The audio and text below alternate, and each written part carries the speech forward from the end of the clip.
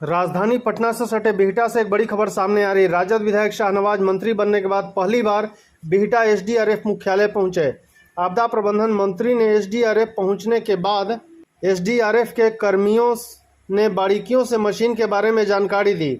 आपदा प्रबंधन मंत्री ने कहा कि मैं सीमांचल क्षेत्र से हूं और बाढ़ से ग्रसित भी हुआ हूं और हमारा क्षेत्र हर वर्ष बाढ़ के कारण परेशान रहता है। मैं बहुत अच्छी तरह से वाकिफ़ हूं कि सीमांचल क्षेत्र के लोग बरसात के मौसम में कितनी परेशानियों का सामना करते हैं। अगर किसी व्यक्ति को सड़क दुर्घटना हो जाए तो किस तरह से लोगों को अस्पताल पहुंचाया जाए, इस पर नुक्कड़ नाटक कर लोगों को बेहतर तरीके से सहयोग करने के लिए एसडीआरएफ के कर्मियों ने समझाया।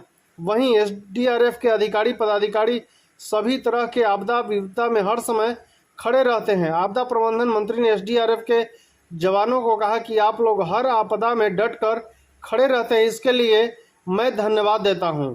वहीं एसडीआरएफ के कर्मियों ने पेंशन को लेकर अपनी बात को मंत्री के सामने रखा। वहीं 10 साल की नियुक्ति को लेकर कर्मियों ने कहा कि हम भी डटकर हर स्थिति परिस्थिति में लोगों की सहायता करते रहते हैं, इसलिए हम सभी को परमानेंट कर नियुक्त किया जाए।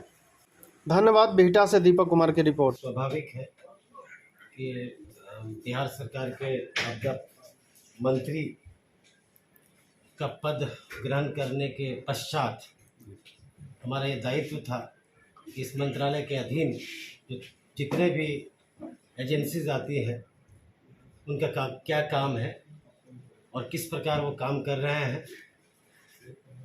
तो उसी क्रम में आज यहाँ पे आना हुआ और एसडीआरएफ की जो टीम है पूरे बिहार में आपदा की घड़ी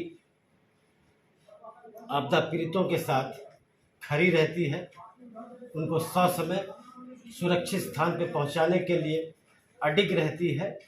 तो ये सारी चीज़ें हैं, देखने आए थे, मुआयना किए कि आप लोग विभिन्न आपदाओं के समय किस प्रकार किससे काम करते हैं, क्या किस आपदा में किस यंत्र की ज़रूरत होती है, क्या कमियां हैं, इन सारी चीज़ों से क्रमवार हम अवगत हुए हैं।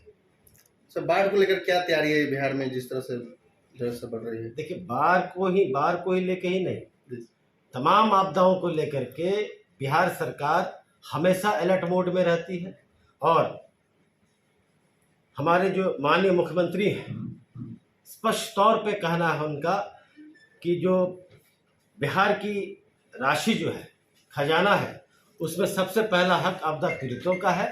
तो हम और हमारी सरकार किसी भी आपदा को लेके सजग है, अलर्ट है। यहाँ पर अभी आपने देखा, यहाँ पर जवानों ने कुछ बातें रखी हैं आपके सामने में, उनकी उम्र सीमा भी है और उनके कहीं न कहीं स्पेशल जो पैकेज है उसमें प्रोन्नति की भी बातें हैं।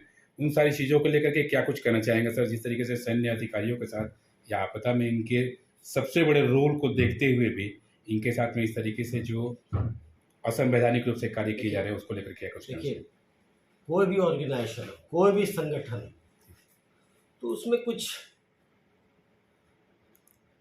अपनी समस्याएं होती हैं। हर कोई अच्छा बेहतर आगे जाने का प्रयास करता है, तो इन बिंदुओं पे हम लोग डिस्कस किए हैं। हम चाहेंगे जिनकी जहां भी कमियां हैं वो आने वाले दिनों में बेहतर हो। कहीं ना कहीं जिस तरीके से सर उम्र सीमा को लेकर के सबसे बड़ी बातें की जा रही हैं, एक उससे इनकी सेवा भाव पर भी अंतर पड़ रहा है। हम पहली बार आया है, इनकी समस्याओं से हम अवगत हुए हैं और मुझे बहुत खुशी होगी कि जल्द से जो भी समस्याएं, उन समस्याओं को हम इनके मंत्री के रूप में दूर कर पाए।